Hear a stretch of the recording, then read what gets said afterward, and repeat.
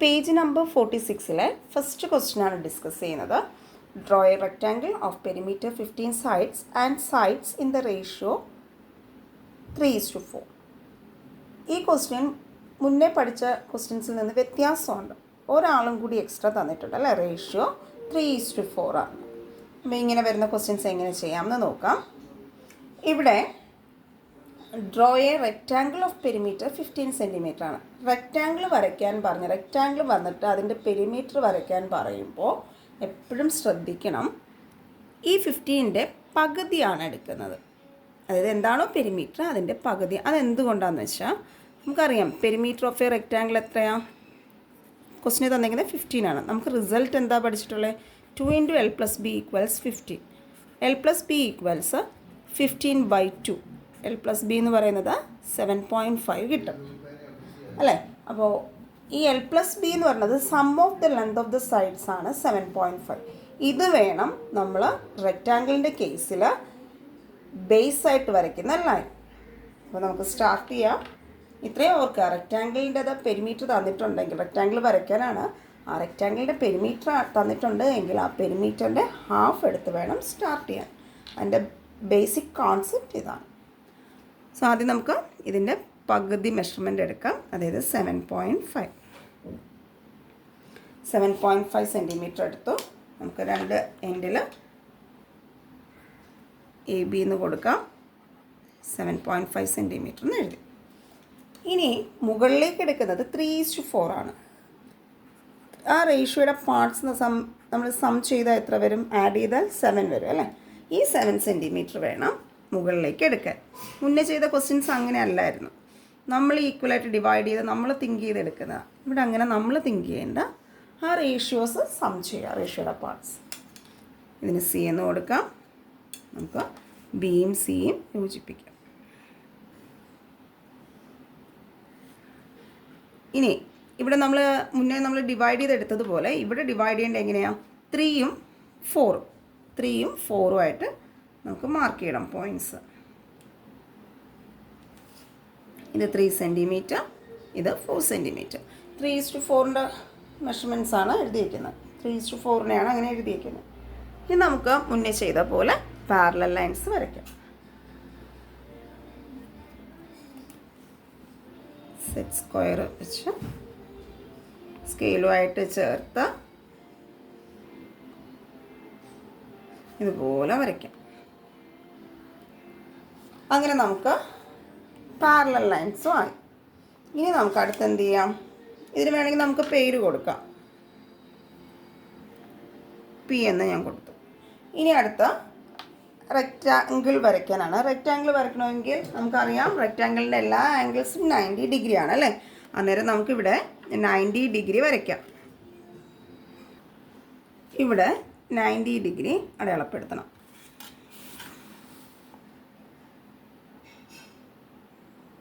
എന്നിട്ട് അത് നീട്ടി വരയ്ക്കാം.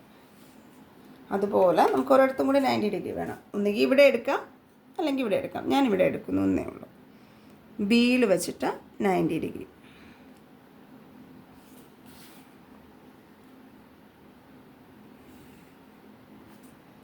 ഇവിടെ 90 ഒന്ന് കാണിച്ചാൽ നല്ലതായിരുന്നു. അതിനുശേഷം ഇപ്പോൾ ഇതൊരു റെക്റ്റാങ്കിളിൻ്റെ ഒരു സൈഡാണ് അല്ലേ. ഇനി അടുത്ത ഈ മെഷർമെൻറ്റ് AP ദൂരം,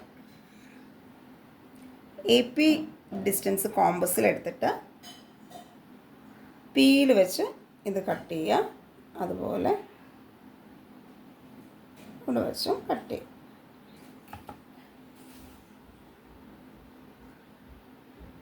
എന്നിട്ടിത് യോജിപ്പിക്കാം. നിങ്ങൾക്കിത് ഷെയ്ഡ് ചെയ്യാം. ഇവിടെ എല്ലാ ആംഗിൾസും 90 ഡിഗ്രി ആയിരിക്കും. ഇവിടെ പേര് കൊടുക്കാം. PBRQ ആണ് നമ്മളുടെ റെക്റ്റാങ്കിൾ.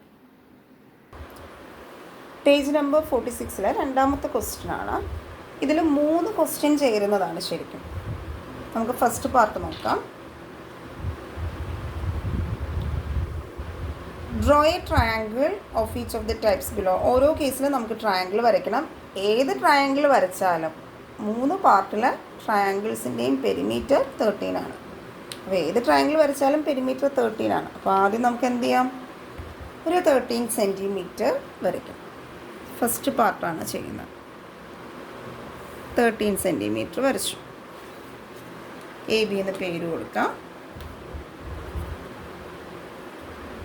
13 സെൻറ്റിമീറ്റർ. ആദ്യം വരയ്ക്കാൻ പറഞ്ഞിരിക്കുന്നത് ഒരു ഇക്വിലാറ്ററൽ ട്രയാങ്കിളാണ്. അപ്പോൾ ഇക്വിലാറ്ററൽ ട്രയാങ്കിൾ ആണെങ്കിൽ എല്ലാ സൈഡ്സും ഈക്വൽ ആണ് അല്ലേ. അപ്പോൾ ഇവിടെ എ ബിനെ 3 ഈക്വൽ പീസായിട്ട് ഡിവൈഡ് ചെയ്യണം. അപ്പോൾ നമുക്ക് ഇതെടുക്കാം, ഒരു 9 സെൻറ്റിമീറ്റർ എടുക്കാം. കുറച്ച് വലുതായിട്ട് കിട്ടും പിക്ചർ, അതിന് വേണ്ടി. അല്ലെങ്കിൽ നിങ്ങൾക്ക് 6ഉം എടുക്കാം. 9 ആകുമ്പോൾ 3 + 3 അല്ലേ. നമുക്ക് മുകളിലേക്ക് 9 സെൻറ്റിമീറ്റർ വരയ്ക്കാം.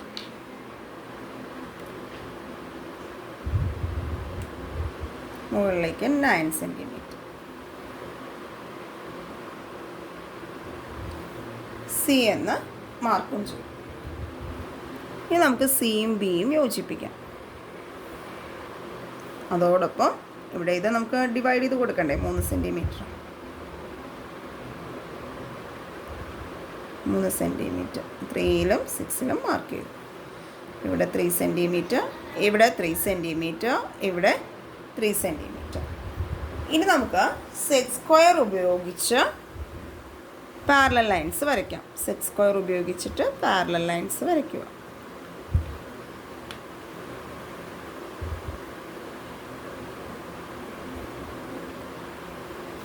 മുന്നേ ചെയ്യുന്നത് എല്ലാവർക്കും അറിയാമായിരിക്കും.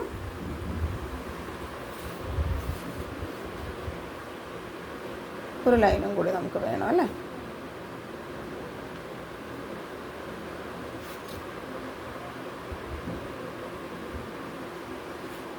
അങ്ങനെ പാരലൽ ലൈൻസ് ആയി. ഇനി നമുക്ക് ഇക്വിലാറ്ററൽ ട്രയാങ്കിൾ ഫോം ചെയ്യാം. അതിനു വേണ്ടി നമുക്കിവിടെ പേര് കൊടുക്കാം, പി ക്യു. പി ക്യു ട്രയാങ്കിളിൻ്റെ ഒരു സൈഡാണ്. സോ നമുക്ക് അപ്പുറവും ഇപ്പുറവും കിടക്കുന്ന വശങ്ങൾ കോമ്പസിലെടുത്ത് പിയിൽ കോമ്പസ് വെച്ച് ഒരു ആർക്ക് വരയ്ക്കാം. അതുപോലെ Q B distance same distance ആയിരിക്കും. ക്യൂവിൽ വെച്ച് ഒരു ആർക്ക് വരയ്ക്കാം. അതിനുശേഷം ഈ പോയിൻറ്റും ഇത് പിയുമായിട്ട് യോജിപ്പിക്കണം. അടുത്ത് ക്യൂവും ഈ പോയിൻറ്റുമായിട്ട് യോജിപ്പിക്കണം. അങ്ങനെ നമുക്ക് കിട്ടിയ ട്രയാങ്കിൾ പി ക്യു ആറാണ്. ഫസ്റ്റ് പാർട്ട് കഴിഞ്ഞു. സെക്കൻഡ് പാർട്ട് 3:4:5 ആണ്. മുകളിലേക്ക് എടുക്കുന്ന വശത്തിൻ്റെ കണ്ടീഷൻ പറഞ്ഞിരിക്കുന്നത്. അതായത് 3 + 4 + 5 ചെയ്യുക, 12 സെൻറ്റിമീറ്റർ കിട്ടും. ആദ്യം നമുക്ക് വരയ്ക്കേണ്ടത് പെരിമീറ്റർ 13 സെൻറ്റിമീറ്റർ അല്ലേ പറഞ്ഞിരിക്കുന്നത്. പെരിമീറ്റർ 13 സെൻറ്റിമീറ്റർ ആയിട്ടുള്ള ഒരു ലൈൻ വരച്ചു. എ ബി എന്ന് കൊടുത്തു. 13 സെൻറ്റിമീറ്റർ. മുകളിലേക്കുള്ള ലൈൻ എത്രയാണ്? 12 സെൻറ്റിമീറ്റർ അല്ലേ. 12 സെൻറ്റിമീറ്റർ ഉള്ള ഒരു ലൈൻ വരയ്ക്കുന്നു. ഇതിനെങ്ങനെ ഡിവൈഡ് ചെയ്യാനാണ് പറഞ്ഞിരിക്കുന്നത്? 3 പിന്നെ 4 അല്ലേ.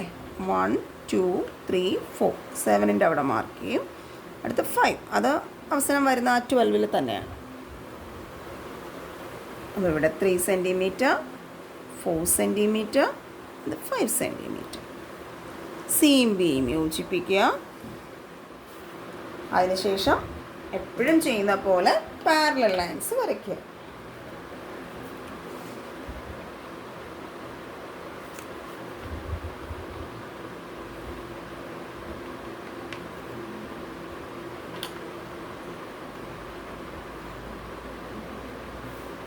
അടുത്ത പാരലൽ ലൈൻ ഈ പോയിന്റ്.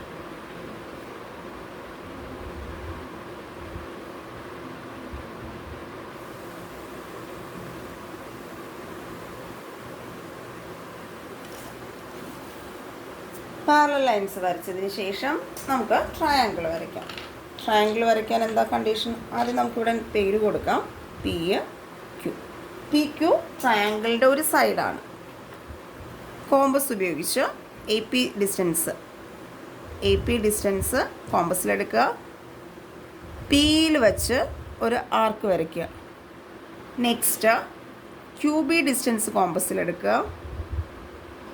ക്യൂബി എടുത്തതിന് ശേഷം ഇവിടെ ഒരു ആർക്ക് വരയ്ക്കുക. ആർക്ക് തമ്മിൽ ചേർന്നില്ലെന്ന് വെച്ച് വിഷമിക്കണ്ട. നമുക്ക് വീണ്ടും AP ദൂരം എടുത്തതിന് ശേഷം ഇത് ചേർത്ത് വരച്ചാൽ ഇവിടെ ഇത് കൂട്ടിമുട്ടി ആർക്സ് കൂട്ടിമുട്ടിയ പോയിൻ്റ് ബിയുമായിട്ട് യോജിപ്പിക്കുക. അതുപോലെ ക്യൂവും ഇവിടുത്തെ ട്രയാങ്കിൾ നമുക്ക് പേര് കൊടുക്കാം. പിയും ക്യൂവും ഉണ്ടല്ലേ, അപ്പോൾ ഇവിടെ നെക്സ്റ്റ് ഇതിൻ്റെ തേർഡ് പാർട്ടാണ്. തേർഡ് പാർട്ടിൽ പറയുന്നത് എന്താ, നമുക്കൊരു ഐസോസെലസ് ട്രയാങ്കിൾ കൺസ്ട്രക്ട് ചെയ്യണം. Third part isosceles triangle construct ചെയ്യണം. ഞാൻ റഫായിട്ടൊരു ട്രയാങ്കിൾ വരച്ചു. ഇതാണ് ഐസോസെലസ് ട്രയാങ്കിളിൻ്റെ സൈഡ്സ് എന്ന് നമുക്ക് എടുക്കാം, ABയും ACയും. ഈ ട്രയാങ്കിൾ വരയ്ക്കുമ്പോൾ lateral sides 1.5 times the base. Lateral sides എന്ന് പറഞ്ഞാൽ ഈ സൈഡ്സ് ആണ് കേട്ടോ. 1.5 ടൈംസ് ദ ബേസ്. ബേസ് ഞാൻ X ആയിട്ട് എടുത്താൽ അതിൻ്റെ 1.5 ടൈംസ് ആണ് ലാറ്ററൽ സൈഡ്സ് എന്ന്. അപ്പോൾ ഇങ്ങനെ വരും അല്ലേ. 1 and 1/2 എന്ന് പറയുന്നത് മിക്സഡ് ഫ്രാക്ഷനാണ്. സാധാരണ ഫ്രാക്ഷൻ എങ്ങനെയാക്കാം, 1 × 2 2, 2 + 1 3, 3/2x. ഇവിടെയും 3/2x. അപ്പോൾ ഇതാണ് ഒരു ട്രയാങ്കിൾ. അപ്പോൾ നമ്മളിവിടെ ആദ്യം ചെയ്യേണ്ടത്, നമുക്കിതിൻ്റെ മെഷർമെൻറ്റ്സ് ഒന്നും തന്നിട്ടില്ല, മുന്നേ തന്ന പോലെ റേഷ്യോ ഒന്നും തന്നിട്ടില്ല. പക്ഷേ ഇവിടെ നമുക്ക് റേഷ്യോ ഫോം ചെയ്യാം, എന്നാലേ ഇത് മുന്നോട്ട് ചെയ്യാൻ പറ്റുള്ളൂ. കാരണം ഇങ്ങനെയൊക്കെ പറഞ്ഞിരിക്കുന്നതുകൊണ്ട്. അപ്പം എടുക്കുന്നത് ഞാൻ ABയുടെ മെഷർമെൻറ്റ് എഴുതി 3/2x. നെക്സ്റ്റ് ബേസിൻ്റെത് എഴുതി. നെക്സ്റ്റ് വീണ്ടും അടുത്ത സൈഡ് എഴുതി AC. ഈ എക്സിനെയൊക്കെ നമുക്കങ്ങ് കളയാം. 3/2 ഇവിടെ X പോകുമ്പോൾ 1 ആവും, 3/2. ഫ്രാക്ഷൻസ് വരാൻ പാടില്ല റേഷ്യോയിൽ. അന്നേരം നമ്മൾ ആലോചിക്കണം, ഇവിടുത്തെ ഫ്രാക്ഷൻ 2 താഴെ ഡിനോമിനേറ്ററിൽ ഉള്ളത് കൊണ്ട് അതില്ലാതാകാൻ എന്ത് ചെയ്താൽ മതി, ഒരു 2 കൊണ്ട് ഇൻറ്റു ചെയ്താൽ മതി. അപ്പം എല്ലാത്തിലും ആ 2 കൊണ്ട് ഇൻറ്റു ചെയ്യും. 1നെ ഇൻറ്റു ചെയ്യുമ്പോൾ 2 ആവും. അതുപോലെ ഇവിടെ 2 കൊണ്ട് ഇൻറ്റു ചെയ്തു. 2 × 2 ക്യാൻസലായി. 3:2 ആയി. അപ്പം നമുക്ക് റേഷ്യോ കിട്ടി. നമുക്ക് മുന്നേ ചെയ്ത പോലെ ചെയ്യാൻ പാടില്ലേ. എങ്ങനെയാ, പെരിമീറ്റർ 13 സെൻറ്റിമീറ്റർ എന്ന് പറയുന്നത് കൊണ്ട് 13 സെൻറ്റിമീറ്റർ ഉള്ള ഒരു ലൈൻ വരയ്ക്കുക.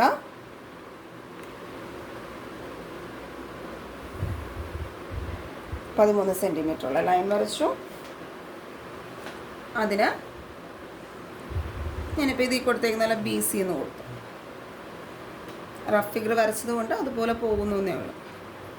13 സെൻറ്റിമീറ്റർ. അതിനുശേഷം നമുക്ക് മുകളിലേക്ക് എടുക്കുന്ന വശം ഇതിൽ നിന്ന് കിട്ടും അല്ലേ. റേഷ്യോ ചെയ്യുന്ന 3 + 2 + 3, അങ്ങനെ 8 സെൻറ്റിമീറ്റർ. മുകളിലേക്ക് 8 സെൻറ്റിമീറ്റർ വരയ്ക്കാം.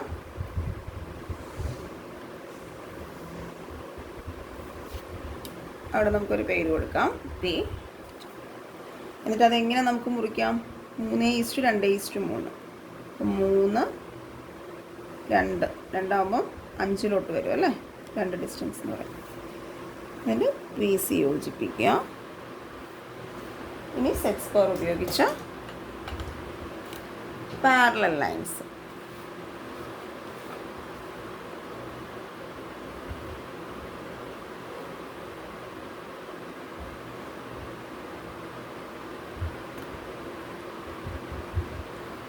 പാരലൽ ലൈൻസ് വരയ്ക്കുന്നു.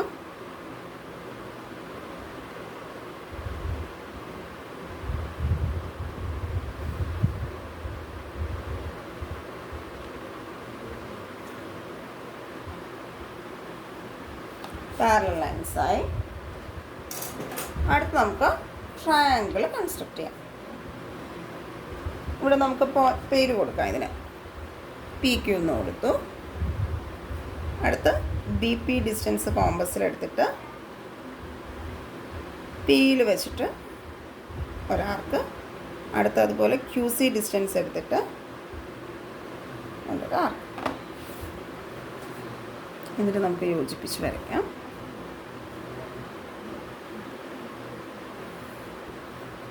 നമുക്ക് ട്രയാങ്കിളായി.